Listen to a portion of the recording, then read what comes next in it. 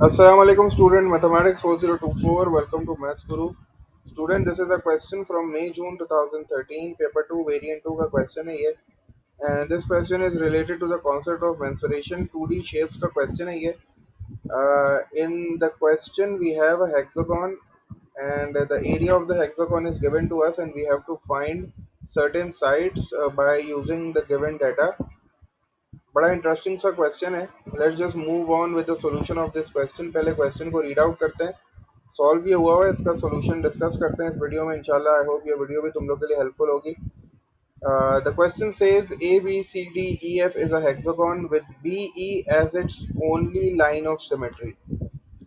अच्छा, अब line of symmetry का कॉन्सेप्ट आपको है. लाइन ऑफ सिमेट्री ऐसी लाइन होती है जो आपके गिवन ऑब्जेक्ट को टू इक्वल हाफ्स में डिवाइड कर दे.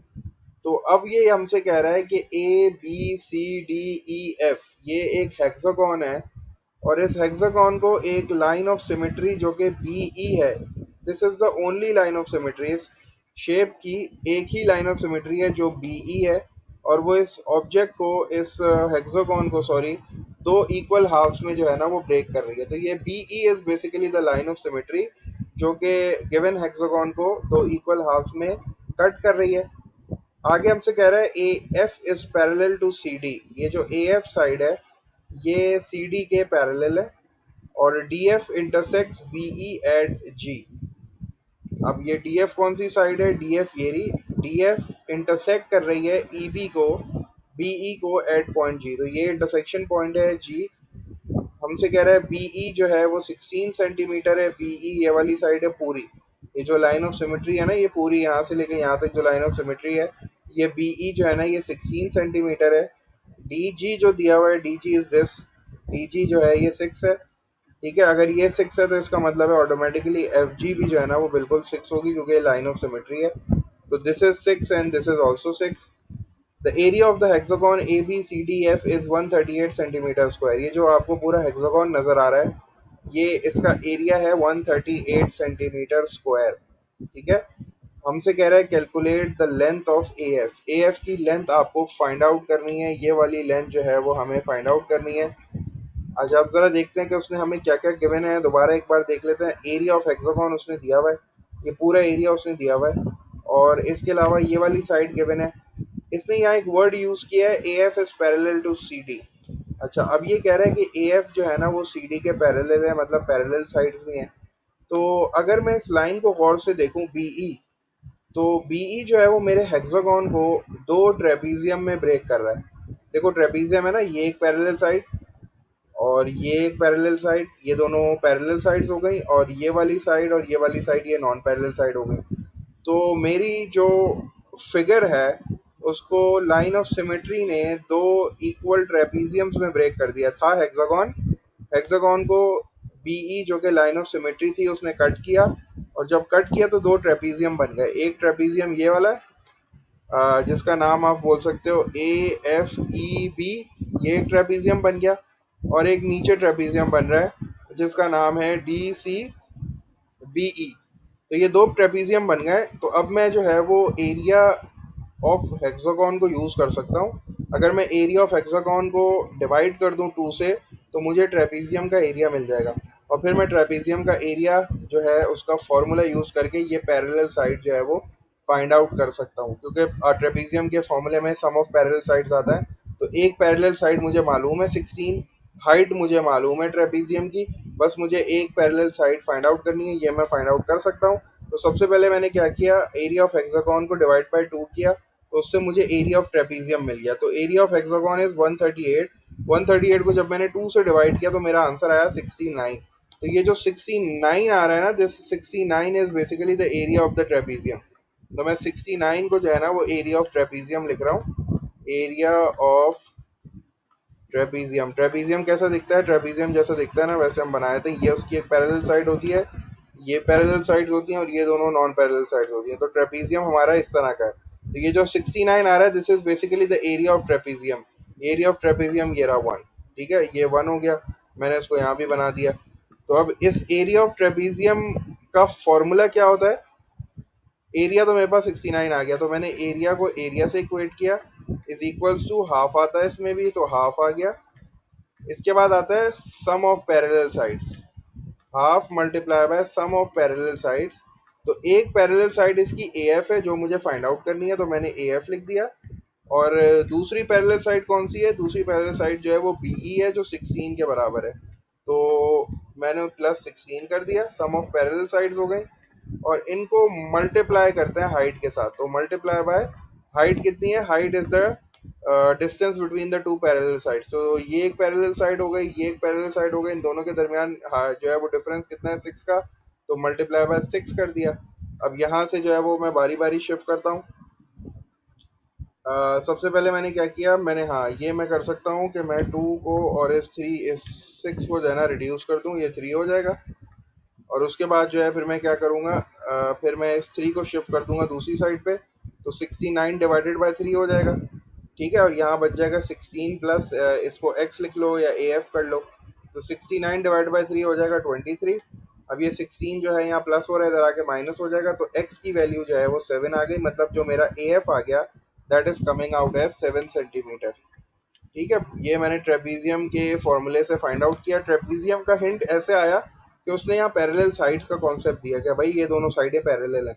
तो अब मैंने कहा यार ये दोनों साइडें पैरेलल हैं, तो ये शेप जो है ना ये ट्रेपीजियम बनेगा, क्योंकि ये भी तो लाइन ऑफ सिमेट्री है ना, तो डेफिनेटली ये दोनों भी पैरेलल होंगे।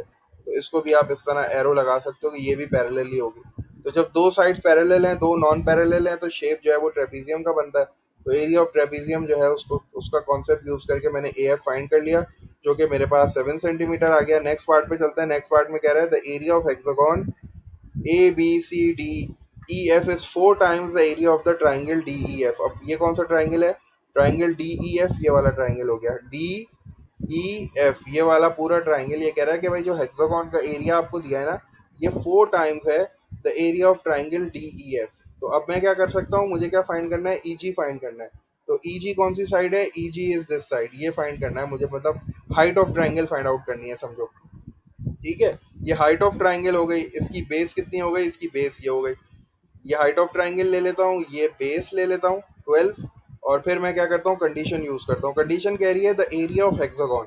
एरिया ऑफ हेक्सागोन कितना है? 138। तो एरिया ऑफ हेक्सागोन 138 इज, इसका मतलब क्या होता है? इक्वल्स टू 4 टाइम्स, 4 टाइम्स का मतलब 4, और टाइम्स मतलब multiplied area of triangle. Area of triangle क्या होता है? हाफ इंटू बेस कितनी है? बेस मेरी हो गई 6 मल्टीप्लाई बाय, सॉरी 6 प्लस 6 हो गई, तो 12। और हाइट इसकी कितनी है? हाइट इसकी बेसिकली ई जी है। ठीक है, तो ये फॉर्मूला बस यूज करना है, सिंपल इसकी कैलकुलेशन करनी है। अब मैं बारी बारी जो है वो चीज़ों को शिफ्ट कर देता हूँ। ये हो जाएगा 2 टाइम्स 1:2 एंड 2 6 12 हो जाएगा। उसके बाद ये 138 ऐसे ही रहेगा इधर। ठीक है, और ये 4 टाइम्स 6 जो है ये 24 हो जाएगा, 24 ई जी हो जाएगा। और चूंकि मुझे ई जी की वैल्यू चाहिए, तो 24 को मैं शिफ्ट कर दूंगा दूसरी साइड पे, ये वहाँ जाके डिवाइड हो जाएगा। और जब 138 डिवाइडेड बाय 24 होगा, तो मेरे पास जो हाइट आ जाएगी, बेसिकली जो साइड ई जी आ जाएगी, वो आ जाएगी 5.75 सेंटीमीटर। ठीक है, बस सिर्फ डिवाइड करना है, 138 को 24 से डिवाइड कर दो, you will get the height of the triangle, that is side E G, वो 5.75 सेंटीमीटर्स के बराबर आ गई। लास्ट पार्ट देख लेते हैं इसका। लास्ट पार्ट में हमसे कह रहा है find E G ratio G B, giving your answer in the form of m is to n where m n n are integers. ठीक है, इंटीजर्स की फॉर्म में मुझे आंसर देना है, मतलब होल नंबर्स की फॉर्म में देना है, तो डेसिमल यहाँ नहीं आना चाहिए। तो मैंने जो है वो क्या करना है, सिंप्लीफाई करना पड़ेगा इसको। तो ई जी तो मैं फाइंड कर चुका हूँ। ई जी जो है मेरे पास 24, सॉरी 5.75 आ रही है। ठीक है, ई जी मेरे पास आ रही है 5.75। अब मुझे जी बी फाइंड आउट करनी है कि ये जी बी कौन सी साइड है। ज़रा फिगर में देखते हैं कि भाई ये जी बी कैसे फाइंड आउट करनी है हमें। जी बी हमारे पास ये वाली साइड है। अच्छा, ये तो आसान हो गया, जी बी ये वाली साइड है। ई जी मैंने फाइंड कर ली है। ई जी मेरे पास आ रही है 5.75, और ये टोटल जो है ना यहाँ से लेके यहाँ तक 16 है।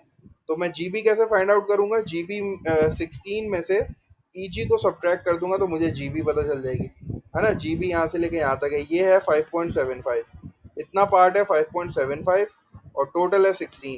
तो बाकी पार्ट कैसे निकालूंगा? 16 माइनस 5.75 कर दिया मैंने, तो 16 minus 7, sorry 5.75 will give me 10.25। और फिर 5.75 को जब मैंने 10.25 से डिवाइड किया, अच्छा ये आंसर मैं नहीं दे सकता था क्योंकि उसने बोला कि M and N should be in the form of integers. तो जब मैंने इनको डिवाइड करके, कैलकुलेटर से ही आप इसको जब डिवाइड करोगे तो यू विल गेट 23/41। ठीक है, या फिर इसको एक और तरीका भी है, दोनों को 100 से मल्टीप्लाई कर लो। जब आप इसको 100 से करोगे ये हो जाएगा 575, इसको करोगे ये हो जाएगा 1025, और फिर आप इनको 5 के टेबल से जो है रिड्यूस कर लेना, तो यू विल गेट 23/41, जो कि आपका फाइनल आंसर आ जाएगा। That is the ratio of E G and G B. और ये बिल्कुल जो है वो इंटीजर्स की फॉर्म में आपने अपना आंसर दे दिया। तो मैं ये आंसर यहाँ लिख लेता हूँ, 23/41, this is your final answer. और ये वाला आंसर भी मिस हो गया, यहाँ भी लिख लेते हैं 5.75। ये जो आंसर स्पेस होता है ना, इसमें आंसर जो है ना वो लिख लिया करो। ये 5.75 हो गया। अच्छा ये कैलकुलेट ए एफ कितनी आई थी मेरी, ए एफ जो है वो मेरे पास 7 सेंटीमीटर आ गई थी। तो ये मैंने अपने सारे आंसर लिख लिए, and that is all from my side. अच्छा क्वेश्चन था, आई होप तुम लोग को क्वेश्चन इंटरेस्टिंग लगा होगा। बाकी है कि इस तरह के क्वेश्चन अगर तुम्हें मुझसे सॉल्व करवाने हैं, नहीं समझ में आया, तो do share it with me. मैं इंशाल्लाह ज़रूर तुम लोग के क्वेश्चन जो है वो सॉल्व करके तुम्हारी प्रॉब्लम को इंशाल्लाह सॉल्व करूँगा। Until then take care, stay tune to Maths Guru. अल्लाह हाफिज़।